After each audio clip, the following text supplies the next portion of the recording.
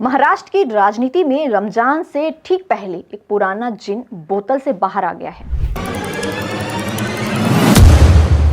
और वो है मुस्लिम आरक्षण का। देवेंद्र फडणवीस की सरकार ने एक बड़ा फैसला लेते हुए सामाजिक और शैक्षणिक रूप से पिछड़े मुसलमानों को मिलने वाले 5% आरक्षण के पुराने आदेश को पूरी तरह रद्द कर दिया है। विपक्ष कह रहा है कि यह मुसलमानों के हक पर डाका है।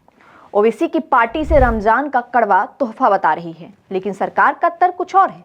सरकार कह रही है कि हम तो बस उस कागज को हटा रहे हैं जो पिछले 10 साल से डेड पड़ा था।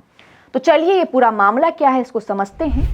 सबसे पहले ये समझिए कि आरक्षण था क्या और कहां अटका था। बात 2014 की है, जब पृथ्वीराज चौहान की कांग्रेस एनसीपी सरकार ने चुनाव से ठीक पहले एक अध्यादेश निकाला था। इसमें मुस्लिमों को शिक्षा और नौकरी में 5% आरक्षण की बात थी। आप सोच रहे होंगे कि सरकार ने एक झटके में 10 साल पुराना फैसला रद्द कैसे कर दिया।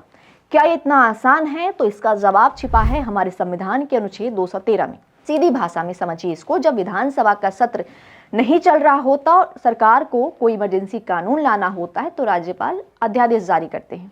इसकी ताकत बिल्कुल एक कानून जैसी ही होती है, लेकिन इसके पीछे एक बहुत बड़ा लेकिन छिपा हुआ है।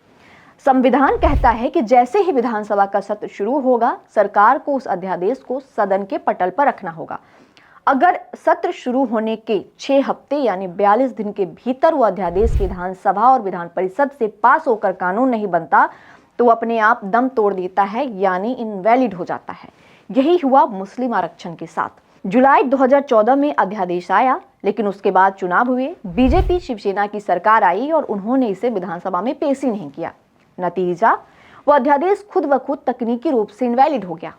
अब 2026 में फडणवीस सरकार ने उसी इनवैलिड पड़े आदेश को आधिकारिक तौर पर कागजों से भी साफ कर दिया है। यानी अब कॉलेज में मुस्लिम कोटे के तहत एडमिशन के सारे रास्ते कानूनी रूप से बंद हो गए हैं। इस आरक्षण की नींव रखी गई थी 2008 से 2013 के बीच। तब की सरकार ने मुस्लिम समुदाय की हालत समझने के लिए महमूद रहमान कमेटी का गठन किया था। महमूद रहमान कमेटी ने सर्वे कराया और सर्वे के आधार पर रिपोर्ट पेश किया। रिपोर्ट में कहा गया कि मुस्लिम समुदाय के कुछ वर्ग बेहद पिछड़े हैं और उन्हें मुख्य धारा में लाने के लिए आरक्षण जरूरी है। जुलाई 2014 में जब पृथ्वीराज चौहान ने इसे लागू किया तो सियासी गलियारों में इसे चुनावी स्टंट कहा गया। फिर यह मामला पहुंच जाता है बॉम्बे हाईकोर्ट। हाईकोर्ट ने एक फैसला सुनाते हुए कहा कि सरकारी नौकरियों में आरक्षण के लिए पर्याप्त डेटा नहीं है, इसलिए उस पर रोक लगा दी गई, लेकिन शिक्षा में 5% आरक्षण को जारी रखने की अनुमति दे दी। यानी हाईकोर्ट ने माना कि मुस्लिम छात्रों को पढ़ाई में मदद मिलनी चाहिए। अब आते हैं आज की राजनीति पर। महाराष्ट्र में सरकार के फैसले पर सियासी घमासान छिड़ गया है। एआईएमआईएम के प्रदेश अध्यक्ष इम्तियाज जलील ने सीधे मुख्यमंत्री और उप मुख्यमंत्री पर हमला बोला है। उन्होंने इसे रमजान का तोहफा बताते हुए तंज कसा। जलील का कहना है कि जब हाईकोर्ट ने खुद माना था कि मुसलमानों में स्कूल छोड़ने की दर सबसे ज्यादा है, तो सरकार ने उनकी मदद करने के बजाय उनके पैर से सीढ़ी ही खींची। विपक्ष का सीधा आरोप है कि सरकार एक खास समुदाय को निशाना बना रही है। वही सरकार का पक्ष है कि मजहब के आधार पर आरक्षण संविधान की भावना के खिलाफ है और जो अध्यादेश कानून बना ही नहीं, उसे ढोने का कोई मतलब ही नहीं है।